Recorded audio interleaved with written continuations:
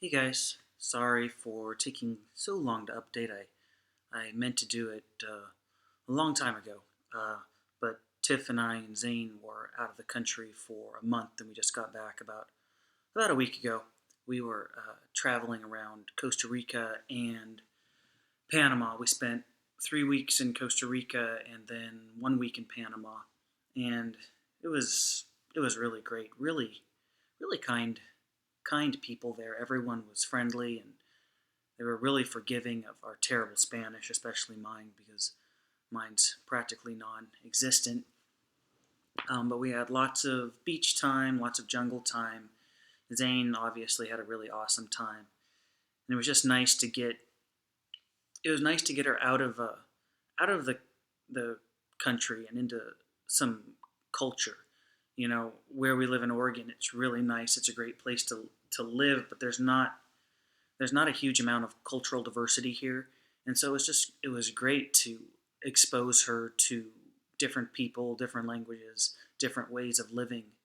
I just feel like that's so important for kids, especially, but everyone in general. So it was good. Yeah, definitely something I think she'll remember.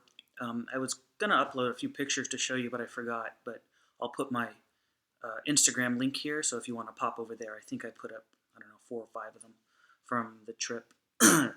Other than that, everything's been pretty mellow. Now that we're all back, we're trying to catch up on everything we didn't get done for the last month. So we're definitely busy, but it's good.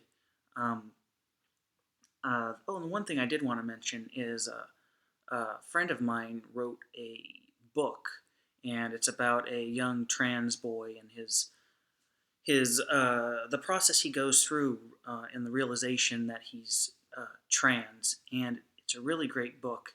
He sent it to me to kind of he sent it to a lot of people, but I was one of them to look at and tell him what I thought of it. And so I actually, even though it's aimed towards like a preteen kid, I actually read it to Zane, who's 4.5, and she loved the book, and I loved the book, and so I just wanted to show it to you for any of you that are parents who have a trans child, or if you're just a trans person or a young trans person in general and want to, read a story that is a great story. He goes into a lot of things that my video dropped off for some unknown reason. Anyway, this book, The Sign Around My Neck, you can get it on Amazon. I feel like an infomercial right now, but I really think the book is a great book and be helpful to people, which is why I was wanting everyone to know about it.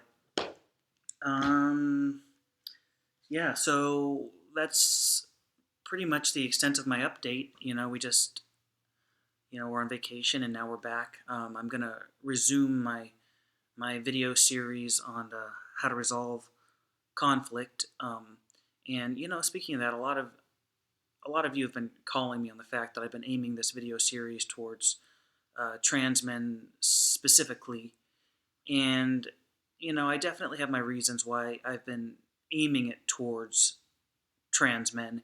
The item that spurred me into this was the fact that there was continuing issues in the trans masculine community, and I wanted to try to do something to help. So I thought I would talk about how to resolve conflict.